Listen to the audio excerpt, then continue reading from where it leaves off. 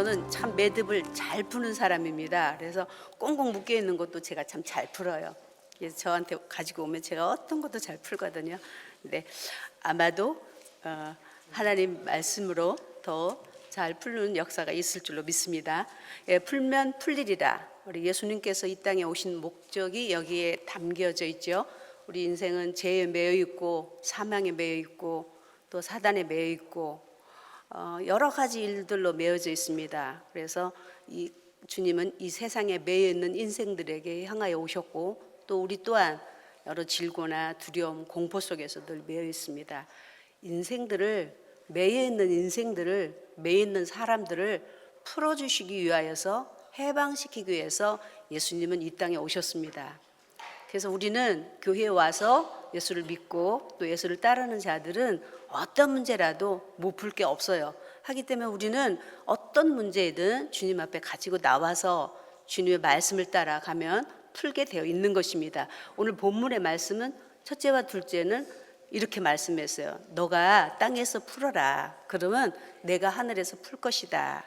둘째는 너희가 합심하고 합력해라. 그러면 무엇을 구하든지 너희에게 못 이룰 것이 없을 것이다 라고 이렇게 말씀해 주셨어요. 인생이 궁극적으로 매여 있죠. 그래서 매여 있기 때문에 이 땅에서 풀어야 한다라고 하신 말씀은 예수께서 이 땅에 먼저 오셨습니다. 여기에 계십니다. 그래서 이 땅에서 풀어라. 우리는 예수를 만나면 푸는 겁니다. 그래서 우리는 뒤늦은 천국 가서 푸는 게 아니라 이 땅에 있으면서 이 땅에서 풀면 하늘에서 풀리라. 그래서 천국이 내려오셨어요. 그래서 우리는 예수 이름 붙잡고 예수님이 주시는 말씀을 따라서 풀게 되는 것입니다.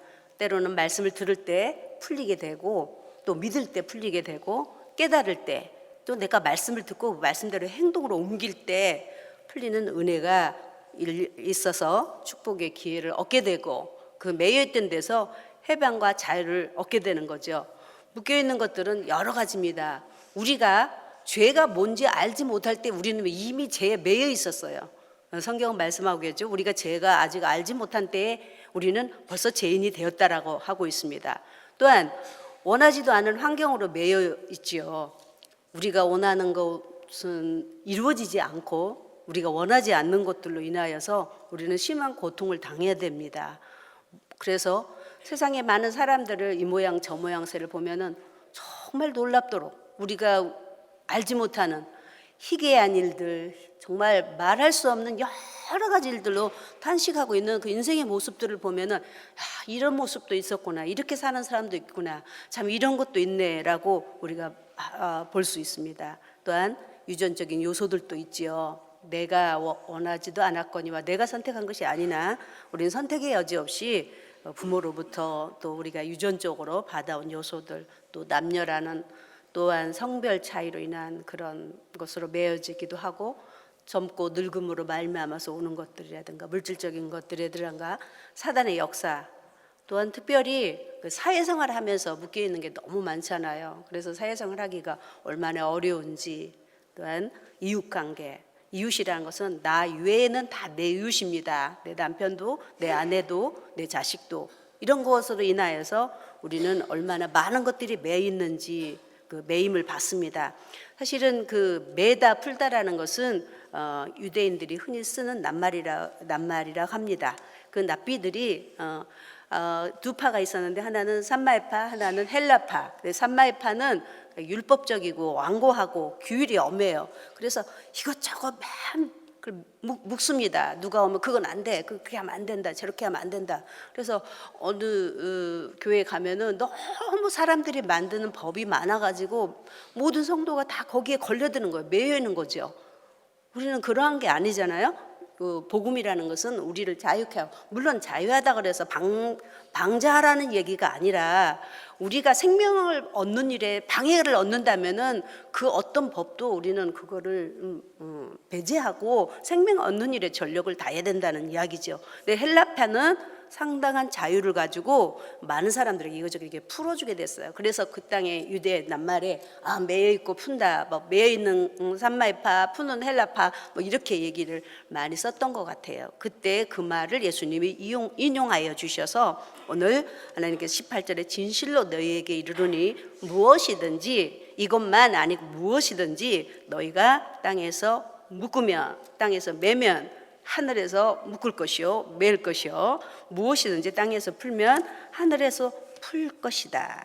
내가 다시 너희에게 이르노니 너희 중 두 사람이 합심해서 무엇이든지 구하면 하늘에 계신 내 아버지께서 저희를 위하여 이루게 할 것이라. 모든 것이 묶고 푸는 것은 즉 너희 손에 달렸다, 이렇게 표현하고 계십니다. 그러니까 이걸 의역한다면 너가 묶으면 나도 묶고 너가 풀면 나도 풀겠다, 이렇게 지금 말씀하시는 표현입니다. 이 표현에 대해서 약간 제가 애화를 하나 전하겠습니다. 어떤 형제가 있어요. 아들이 둘인데 그 부모가 처음 난 맏아들을 너무 사랑하고 또 맏아들이 장손이고 또 장자다 보니까 그 아들에게 전심을 다하는 거예요. 그 아들만 사랑하는 겁니다. 그래서 자기가 가지고 있는 돈을 모두 투자해서 이 아들만 공부시켰어요. 그리고 나니까 작은 아들에게 줄 것이 없죠. 그러다 보니까 경제적인 어려운 형편으로 말미암아 작은 아들은 공부도 시키지 못하고 좋은 것은 다 형이 갖는 겁니다. 그러니까 이 동생이 늘 형을 보면서 심통이 나요. 심통이 나니까 늘 심통을 내고, 그러니까 또 엄마 아버지는 그 심통 내는 거 보고 아주 이거 꼴통이라고 말이야, 구박덩어리입니다. 그렇게 하면서 그 동생이 자랐어요. 자라서 근데 그 동생이 자라는 그 속에 뭐가 들었냐면 원망, 분노, 미움, 시기, 경쟁심, 이런 것으로 성장했습니다. 그래서 그가 성장해서 이제 결혼했어요. 결혼했는데 가정이 원만하지 못했습니다. 그런 마음을 가지고 있는 그가, 우리가 상식적으로 생각해도 그 가정이 원만하기란 그리 쉬운 건 아닐 것이라고 생각이 듭니다. 그리고 사회생활에도 적응이 안 되는 거예요, 이 사람이. 왜냐면은 항상 다른 사람을 경쟁 상대로 삼기 때문입니다.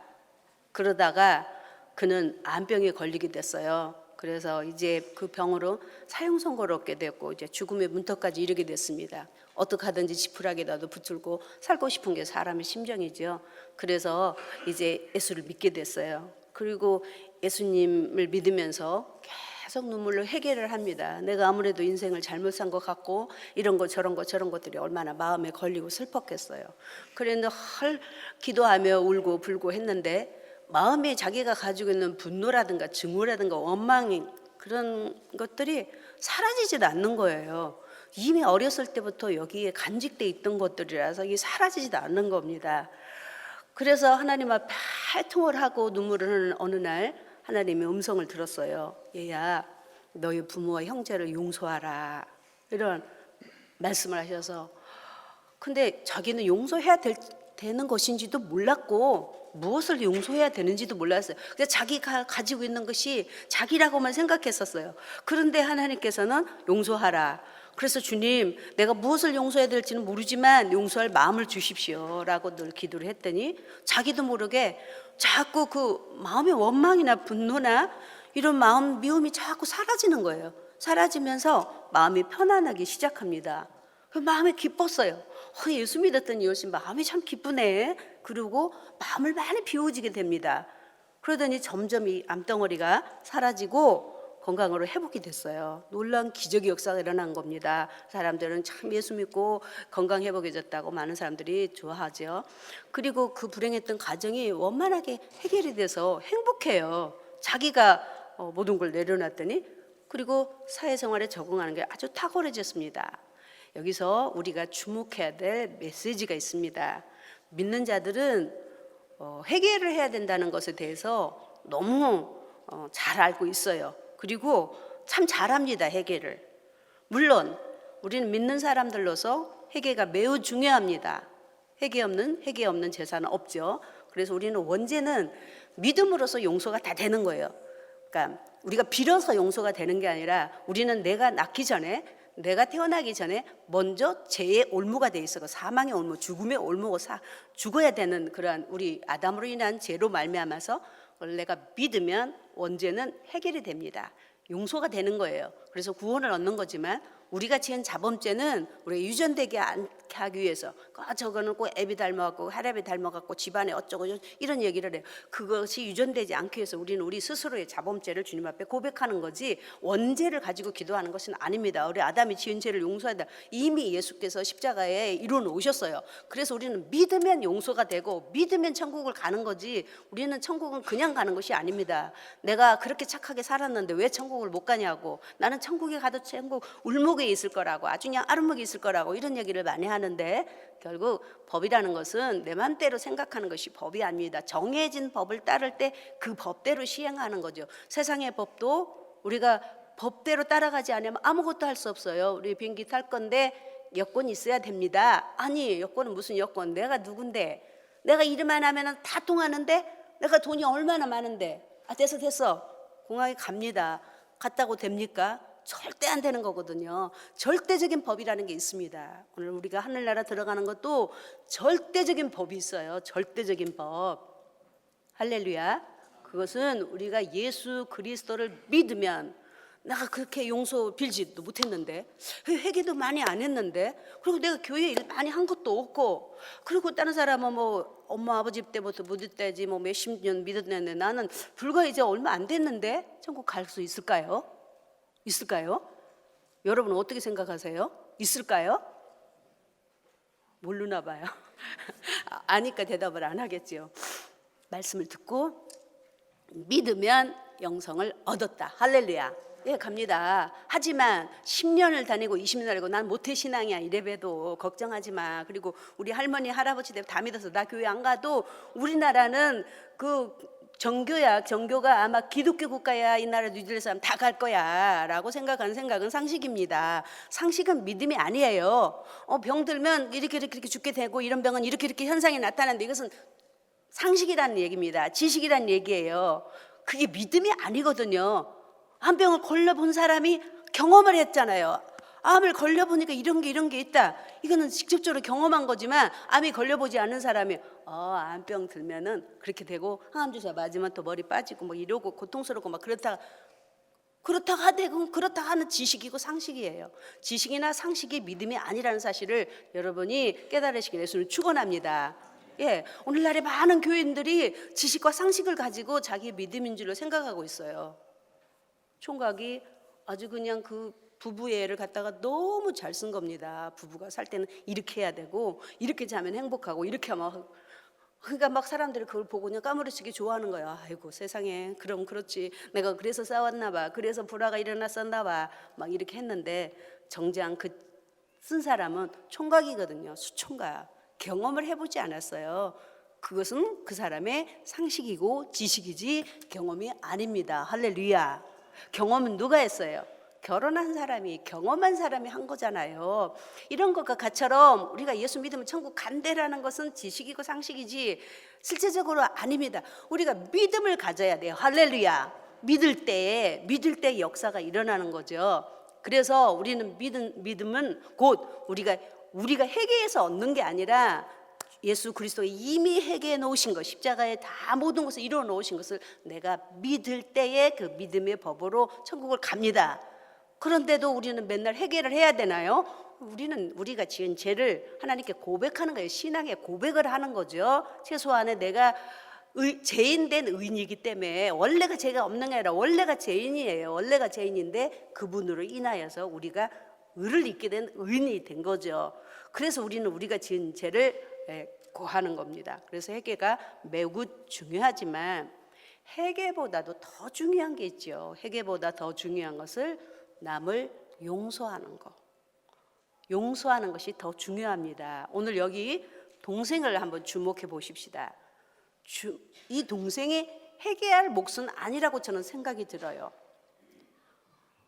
왜냐하면 이거는 부모님의 편협 때문에, 부모님의 잘못으로 인하여서 이 아이의 마음에 증오가 생겼고 분노가 생겼고, 그리고 자라는 과정이 원만하지 못했어요. 원활하지 못했어요. 형 공부시키면서 자기 공부 안 시키는데 좋을 아이가 어디 있겠습니까? 한데 이제 이미 지난 일이에요. 이미 지난 일인데 언제까지 누구 탓만 하고 계속 원망하고 증오하고 불행해야 되겠습니까? 그래야 되겠어요?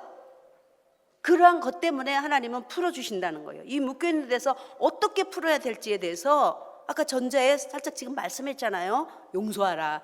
네가 부모를 용서해줘라.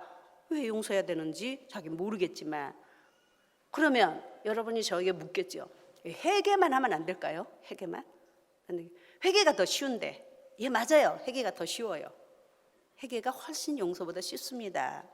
하지만 회개는 내가 실컷 하고도 돌아서면 그게 마음속에 들어있어요. 내 속에 들어있다고요. 이게 사람의 마음이고 인간의 감정입니다. 이미 내 속에 들어있는 감정이 그냥 회개했다고 해서 사라지는 건 아니에요. 고백하는 거죠. 하지만 안 되는 것을 용서한다라는 것은, 용서 속에는 탕감해버리는 거예요. 완전히 없어져 버리는 거예요. 다시는 기억도 안 하는 거예요. 왜? 내가 돈 얼마를 줬는데 이제 안 받겠다. 그럼 이제 잊어버린 거예요. 그 사람 보고도 맨날 돈 달라고 하겠어요? 아니에요. 면제했다, 탕감했다, 포기했다는 뜻입니다. 그래서 사람의 마음에 감정이나 분노를 비울 수가 있는 거예요. 즉, 묻고 푸는 것은 바늘과 실이 따라다니듯이 회개와 용서로 되어 있다는 얘기죠. 여기서 21절에 베드로가 그 얘기를 지금 하고 있습니다. 우리가 전자에 뭘 풀어야 되고 뭘 묶어야 되는지 잘 몰랐는데 21절에 베드로가 싹 나타나면서 얘기해요. 주님, 그러면은 형제가 나한테 범죄를 했어요. 그런데 어떻게 할까요? 용서할까요? 용서해야지. 근데 몇 번 할까요? 7번만 할까요? 그래, 한 번, 두 번, 세 번, 7번만 그냥 간단하게 하고 끝날까요? 그랬더니 주님이 아니, 7번 아니고 7번씩 70번을 하라. 70번씩 7번을 하라. 490번이라는 숫자를 말씀하고 계십니다. 물론 숫자 얘기가 아니죠. 숫자 얘기 아니라 그만큼 네가 될 때까지, 네 마음에서 다 증오가 떠나가고 네 마음이 편해질 때까지, 포기할 때까지 너는 계속적으로 용서를 하라 라고 하셨습니다. 또한 용서의 단어 속에는 우리의 죄를 용서하신 그리스도의 복음의 실체가 들어있습니다. 예. 기독교의 기본의 원리 중에 하나가 뭐예요? 용서예요. 용서. 예수님이 이 땅에 오신 핵심이 무엇입니까? 뭐 하라고 오셨죠? 뭐 하려고 오셨어요? 교회 세우려고 오신 게 아니에요. 예수님의 오신 이 땅에 오신 핵심은 용서하러 오셨습니다. 할렐루야. 용서하시기 위해서 십자가에 달리셔서 그 능력으로 우리에게 다가온 저주를 쫓아내 주시고, 우리가 갖가지 메고 있는, 아까 전제에 말했죠. 이것에도 메이고 환경에도 메이고 유전적으로도 메이고 뭐 가족 간에 메이고 인간관계 메인 모든 메이는, 그보다도 더 중요한 것은 사망, 죽음의 문제잖아요. 이 죽음으로 매여 있는 우리들을 풀어주시기 위하여서, 용서하시기 위하여서 이미 이루어 놓으신 것입니다. 할렐루야. 용서잖아. 용서. 빼놓을 수 없는 이 용서, 기독교의 원리 중에 중요한 거 용서. 그런데 우리는 회개는 잘합니다. 기독교는 회개를 잘해요. 참 잘해요. 회개가 아까도 필요하다고 그랬어요. 왜냐하면 아까도 말씀드렸지만 회개가 용서보다 훨씬 쉽습니다. 용서가 중요하다는 사실, 좋다는 것은 다 알지만 실제적으로 용서는 쉬운 게 아니에요. 저도 용서할 수 없을 만큼 고통스러운 날이 있었습니다. 힘든 날이 있었어요. 정말 용서한다는 게 그렇게 고통스러운 것인지 잘 몰랐어요. 그런데 누가 고통스러워? 내가 용서를 해야 될 사람인데 내가 고통스러운 거예요. 내가. 상대가 고통스러워야 되는데 마음이 용납이 안 되는 겁니다. 또한 오늘 말씀 들으면서 난 그럴 상황이 아니야. 목사님 몰라서 그러지, 그 상황 들어봐. 절대 안 돼. 그거는 상황. 그렇죠. 그 상황이 있습니다. 말 못하는 상황 있죠. 너무너무 억울해서 용서가 도저히 안 돼요. 또한 몰라서도, 뭘 용서해야 될지 몰라서도 못하는 겁니다. 하지만 우리가 잘 안 바와 같이는 야곱의 아들, 야곱이 사랑하는 아들을 요셉을 참 이렇게 들어보면은, 요셉이 나이 이제 17세에 이복 형들한테 이제 형들로 인해서 팔려가잖아요. 배달은 엄마가 다 틀려요. 요셉 형제들은. 그 배다른 형들이 아버지가 요셉을 사랑하는 거. 왜냐면 요셉이 야곱의 아들을 사랑하는 이유는 자기가 사랑하는 아내 그 요셉의 엄마가 일찍 죽었잖아요. 그 어미 없이 자라는 새끼를 보니까 아마 내 생각에는 그 아버지가 더 애잔해 보이고 더 사랑스러웠고 또 사랑하는 나에 대해서 난 그 자식이다 보니까 더 많이 사랑했던 것 같아요. 물론 부모의 편향이 좀 불공평했을지도 모르겠지만 그로 인하여서 형들은 계속 요셉을 미워합니다. 끝내는 노예로 팔지요. 돈 20냥을 받고. 그래서 그 어린 나이에 짐승처럼 묶여서 끌려갑니다. 1, 2년도 아니고 13년이란 긴 세월을 먼 타국에서 유학 생활하는 게 아니에요. 여러분 되게 먼 타국에서 유학 생활했나 보다. 유학비 착착 보내주고 홈스테이비 짝짝 주고 그게 아니고요. 노예 생활하는 거. 노예로 팔려가 채찍에 맞고 고통하고 억울함 당하는. 그래서 가장 그 소년 때 청년의 시기가 우리에게는 얼마나 중요한지 모릅니다. 우리 이번에도 중고등부 이런 행사도 했고 청년부 행사도 했지만 이 시기가 얼마나 중요한 시기입니까? 이 시기에 반발도 하고 이 시기에 모든 것들이 이제 결정이 나는 그런 때고 또 이 시기에 세상에 나가보니 또 세상도 뭔가 있는 것 같고 예수 안에도 뭐가 있지만 어떤 것이 옳고 그른지 모르는 아주 아무것도 모르는데 아는 척하고 알 것 같고 다 아는 것처럼 생각하는 그런 위험한 시기이고 또 부모와 적절하게 절대적으로 부모의 영향을 받아서 부모의 어른들의 간섭을 받아야 될 일, 보호를 받아야 될 일 청년 때와 그 중고등부 때에 그는 노예가 되어서 자기도 모르는 소년 때와 청년 때가 휘리릭 날아가 버리고 말았습니다. 얼마나 원망스럽고 얼마나 원통스럽고 얼마나 괴로운 때겠습니까? 그러면서 13년이라는 긴 날에 지나간 세월을 속에서 그래도 하나님의 손에 어거하여서 하나님이 애굽의 국무총리를 만들어 주잖아요. 근데 이제 애굽의 그 이제 흉년이 앞으로 올 것이라는 것을 예비하여서 온 땅이 기근들었을 때 곡식이 저장된 건 요셉으로 인해서 애굽 땅에 곡식이 저장돼 있었습니다. 그때 곡식사로 이제 자기를 판 형들을 대면하게 됩니다. 참 왼수죠, 왼수. 그렇죠? 자기 청년의 일생을 반토막을 다 내버린 그가 얼마나 왼수야. 그냥 이런 몸에는 그냥 채찍 맞은 채찍자리가 드득드득 있고 정말 한창 놀아야 되고 한창 부모의 사랑을 받아야 될 때 부모도 알지 못한 채 먼 타국에서 얼마나 분하고 얼마나 원망스럽고 얼마나 그 마음이 그렇겠습니까? 근데 형들이 자기 동생인 걸 이제 발견하게 됐잖아요. 형들은 너무너무 두려웠어요. 아마도 이제 요셉이 보복하게 될 것이라고 무서워했죠. 그때 45장 창세기 45장 5절을 보시겠습니다. 뭐라고 요셉이 말을 하는지 보시겠습니다. 창세기 45장 5절 함께 읽겠습니다. 당신들이 나를 이곳으로 팔았으므로 근심하지 마소서 한탄하지 마소서. 하나님이 생명을 구원하시려고 나를 당신들 앞서 보내셨나이다. 아멘. 요셉은 얼마든지 보복할 수 있습니다. 굶주려 있는 그들에게 양식만 안 줘도 얼마나 큰 보복이 될 수 있는 건데 용서란 곧 나를 위한 것이지 상대를 위한 것이 아니라는 얘기예요. 만약에 요셉이 여기서 권력을 가지고 또한 자기 있는 부귀를 가지고 영화를 가지고 명예를 가지고 보복할 수 있었어요. 보복했더라면 그의 평생은 뭐가 되겠습니까? 평생에 그는 요셉이 될 수가 없는 거죠. 그는 평생 보복자요 손에 피를 묻힌 자가 될 것이고 그는 살인자에 불과하지 하나님의 종이라고 하나님의 사람이라고 하나님의 성경에 기록할 수도 없었을 것입니다. 우리는 나를 위해서 용서하는 것입니다. 자신을 위해서 용서하는 겁니다. 만약에 다윗이 사울을 용서하지 않았고 또한 요셉이 이들을 용서하지 않았더라면 이들의 인생은 어떻겠습니까? 얼마나 불행하고 얼마나 더 그때보다도 더 증오가 더 원망이 더 악한 사람이 되고 말 것입니다. 우리가 남의 죄를 나를 용서해야 되는 것은 나 자신을 위해서 용서하는 것과 또한 하나님 앞에서의 처세입니다. 자세죠, 자세.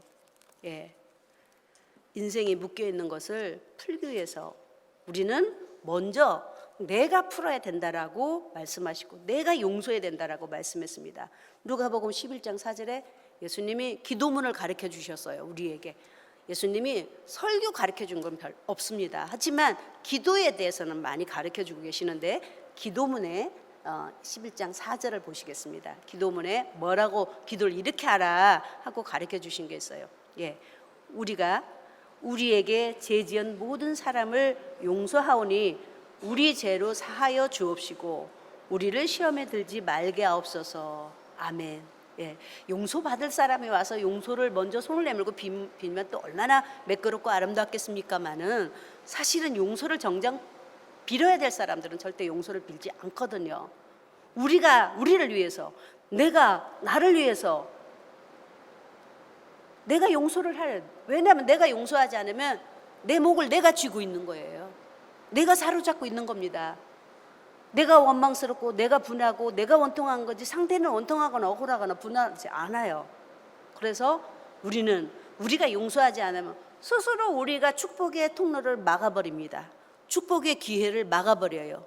그리고 요셉은 하나님이 동행하니 형통했더라. 그 하나님이 동행하는 동안에 요셉의 마음에 분노와 증오와 그런 미움과 늘 형에 대한 것이 있었더라면 아마 하나님이 그때 그를 국무처로 쓰시지 아니했을 거라고 생각이 듭니다. 그는 이미 정말 아까 말한 것처럼 탕감한 것처럼 모든 것을 포기하고 내려놓고 오직 자기 일에 전심을 다했던 것을 주님이 보아서 그는 하나님과 함께하니 비록 노예 생활이지만 형통하였더라 라고 이렇게 말씀하고 있습니다. 오늘 예수님께서 24절에 그 70번씩 7번이나 용서해야 될 이유를 설명하고 계십니다. 왜 나만 자꾸 용서하라는 거냐고. 물론 전자에 나를 위해서 용서하라고 했습니다마는 오늘 성경에 말씀하죠. 주님은 1만 달란트 빚진 자에 대한 이야기를 합니다. 1만 달란트 빚진 자를 안 띄워도 돼요. 1만 달란트 빚진 자를 임금 앞에 데려오니 갚을 것이 없었어요. 원칙대로 하면은 자식, 처, 본인 다 팔려가야 돼요. 노예로 팔려가야 돼요. 그런데 갚을 것이 없어요. 그 다음에 1만 달란트라고 하면 오늘날의 순금으로 치면 34kg 되고 그 요세프 기록에는 그 유대사 전역에 그 세금 1년 세금 거둔 것이 800달란트라고 그래요. 그러면은 1만 달란트니까 1년에 800달란트니까 얼마예요? 12년 반 동안에 거둔 세금의 양만의 돈이 이 1만 달란트가 어마어마한 양을 말하고 있어요. 한 사람이 절대로 갚을 수 없는 크나큰 죄악의 상징을 하고 있죠. 우리 인간이 얼마만큼의 죄를 용서받나 물론 돈하고 비교할 수 없지만은 인간이 갚을 수 없을 만한 죄를 탕감받았습니다. 할렐루야. 용서받았어요. 우리가. 그런데 주님이 그래서 용서하면서 너도 가서 용서하라고 용서해 줬는데 가다가 100데나리온 60만 분의 1에 불과해요. 아주 적은 돈을 빚진 자를 만났는데 그 돈관을 갖다가 옥에다 가둡니다. 때리고 자기 빚 갚으라고. 자기는 그 어마어마한 돈을 용서받았고 탕감받았는데 그 적은 돈 빚진 자를 갖다 감옥에 가두었어요. 그랬더니 하나님이 32절에 악하구나, 악한 종이다, 악하다 이렇게 말씀하셨고 35절은 노하셨다 그랬어요. 너희가 진심으로 너희 마음으로 너희 중심으로 형제를 용서하지 않으면 내 아버지께서 너에게 진노할 것이다. 우리는 용서하지 못해서 우리를 조야 매고 있고 우리 인생이 잘 풀리지 않는 것들이 있습니다. 분명히 하나님께서는 말씀하십니다. 오늘 우리가 용서를 어떻게 해야 되나. 아까도 말한 것처럼 얼마나 어려운 용서, 정말 용납이 안 되고 마음의 문 열기가 힘든데 그래서 주님은 내 죄 탕감받은 것을 깨달을 때 할렐루야 내 그 엄청난 죄악, 과거의 죄, 현재의 죄, 미래의 죄, 사망으로 생명이 죽어야 될 그런 사망의 죄, 모든 인생의 올무에 된 모든 것들을 하나님이 풀어놓으시고 우리에게 축복하신 그 축복의 그 무게를 그것을 우리가 깨닫게 된다면 우리는 100데나리온에 대한 그 죄를 용서할 수 있으리라고 생각이 듭니다. 할렐루야. 우리는 죄를 탕감받은 자기 때문에 우리는 용서해야 됩니다. 아까도 말한 것처럼 우리는 믿음으로써 이미 회개가 된 겁니다. 이제는 우리가 해야 될 것은 정작 용서할 줄 아는 사람들이 돼야 된다는 얘기예요. 우리는 진정으로 여러분이 1만 달란트의 그 사람이 갚을 수 없는 것을 지금 탕감받은 자는 무엇을 얻게 됐냐면, 무엇을 가지고 있느냐 하면, 여러분은 남을 용서할 사제권을 가지고 있습니다. 그게 엄청난 권세예요. 어떻게 감히 내가 하나님도 아닌데 내가 무엇이간데 남의 죄를 사하고 남의 죄를 묻고 풀 수 있습니까? 그런데 여러분에게는 남의 죄를 풀 수도 있고 묶을 수도 있는 권세가 있다라는 사실이에요. 보겠습니까? 예, 요한복음 20장 23절에 보겠습니다. 예, 예수님이 부활하신 이후에 제자들에게 이렇게 말씀해서 요한복음 20장 23절에 너희가 누구 죄든지 사하면 사해질 것이요 누구 죄든지 그대로 두면 그대로 있으리라 하시니라. 할렐루야. 예. 모든 권세 중에서 우리는 갖가지 권세를 주셨어요. 추방권도 주시고 명령권도 주시고 축복권도 주시고 여러 권세를 주었지만 그 권세 중에서도 가장 큰 권세가 뭐냐면 이 특별한 권세, 거룩한 특권이라고 말합니다. 이 특권은 남을 내가 용서할 수도 있고 내가 용서 안 할 수도 있어요. 묶을 수도 있고 풀 수도 있습니다. 그런데 저도 주의 종이지만 정말 억울하고 힘들 때, 억울할 때 풀고 싶지 않았어요. 난 주의 종으로 그대로 갖고 가고 싶었어요. 그런데 누가 안 풀려요? 내가 안 풀리거든요. 결국은 내 목을 재는 거예요. 내가 힘든 거예요. 내가 죽는 거예요. 내가 하늘나라 가서 상 못 받을 일을 왜 해요? 실컷 가르쳐 놓고. 그러니까 그걸 하기 위해서 마음을 비우는 작업을 얼마나, 그럴 때마다 어떤 걸 깨달아야 되겠어요. 나는 얼마나 많은 죄를, 그래서 그 사람 보면은 저 죄가 내 죄래니, 저 사람이 내 모습이래니, 내가 저랬지 않았겠나, 내가 저런 사람이 아니겠나 라는 것을 자꾸 하다 보니까 나도 탕감하게 되고 면제하게 되고 포기하게 되고 용서가 되는 이런 일들이 있었습니다. 우리는 진정한 우리가 주신 그 사제권의 권세를 가지고 내 맘대로 남용하면 안 되는 거죠. 얼마든지 주신 거냐 쓸 수 있어요. 내가 그대로 둘 수도 있어요. 하지만 우리는 주님이 주신 특권일수록 더욱더 우리는 선의에 사용해야 됩니다. 할렐루야. 또한 사제권이 있다라고 여러분이 믿는다면은, 내 것이라고 믿는다면 여러분은 분명히 1만 달란트 받은 자와 같이는 제가 용서되었다는 사실도 여러분이 인정해야 될 줄로 믿으시기를 예수는 축원합니다. 예, 그렇습니다. 그래서 주님은 우리에게 그것은 불가항력적인 은총이라 그래요. 왜냐하면 그건 있을 수가 없어, 받을 수 없어, 아무 공로가 없는 건데 우리에게 받을 자격을 주신 거예요. 그래서 주님은 오늘 또 네가 풀면 하늘에서 푼다라는 말씀은 네가 너를 위해서 풀어야 된다는 얘기예요. 네가 풀어야 하나님도 너를 도와주고 너와 함께 하신다라는 음성을 들려주시는 것입니다. 우리가 잘 아는 것처럼 아프리카에 그 르완다라는 국가가 있잖아요. 르완다.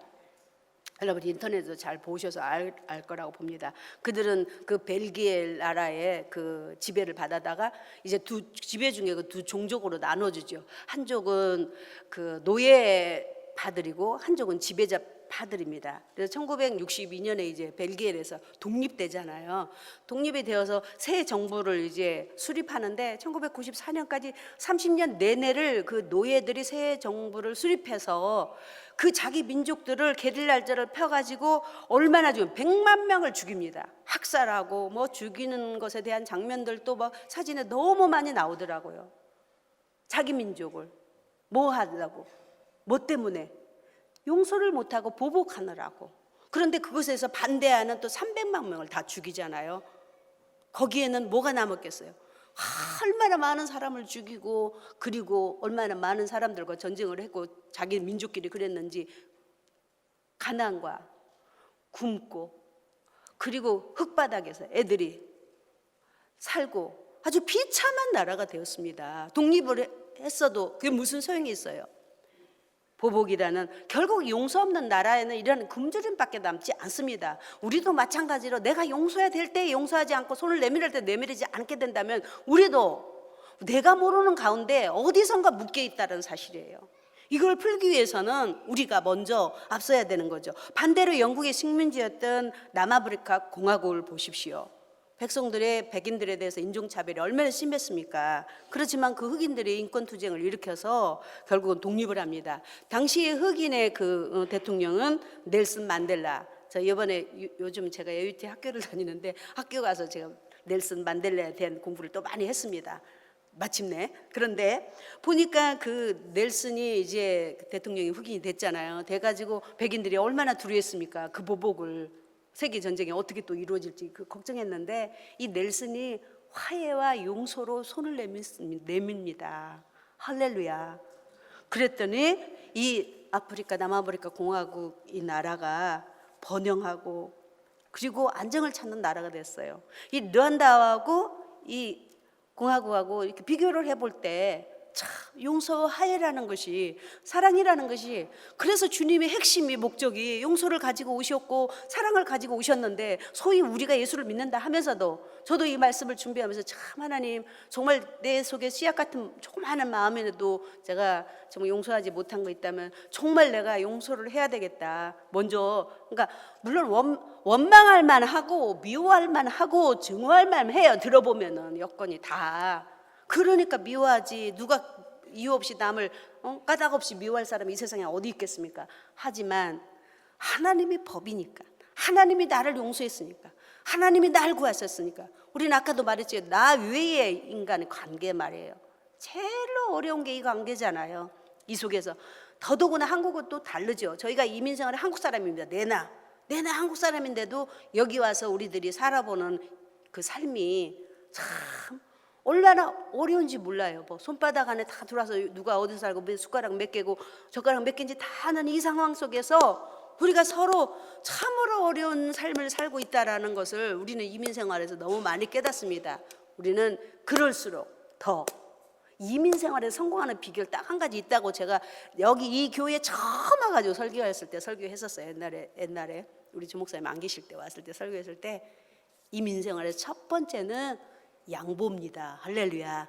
이해하고 양보하고 그리고 기독교의 사상을 가지고 용서하게 되면 이삭이나 아브라함이나 요셉이나 다 남의 나라 이민 땅에 가서 성공한 사람들이에요. 하나님 붙들고 우리가 성공하는 비결이 바로 여기 있다라는 얘기죠. 오늘 주님은 너희를 위해서 풀라고 하십니다. 그래야 우리가 영적인 그 고갈이 없습니다. 우리 영적인 그 충만히 받았는데 이런 거 하나가 싹 두름으로 말미암아서 사단은 이런 걸로 우리를 엮고 묶는 거죠. 그게 하나 두름으로 말미암아서 우리는 이제 기도줄도 막히고 사람 만나는 것도 싫고 그냥 대화하는 것도 싫은 거예요. 19절에 말 진실로 다시 너희에게 이르르니 합심하여 무엇이든지 두 사람이 합심하여 구하며 하늘에 계신 내 아버지께서 저희를 위하여 이루게 하시리라.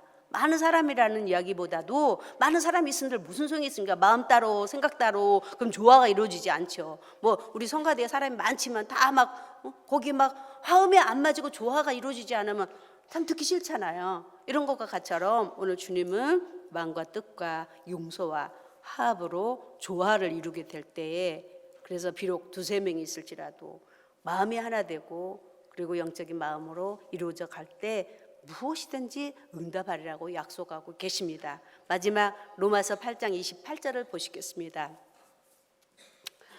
로마서 8장 제가 읽겠습니다. 우리가 알거니와 우리가 알고 있어요.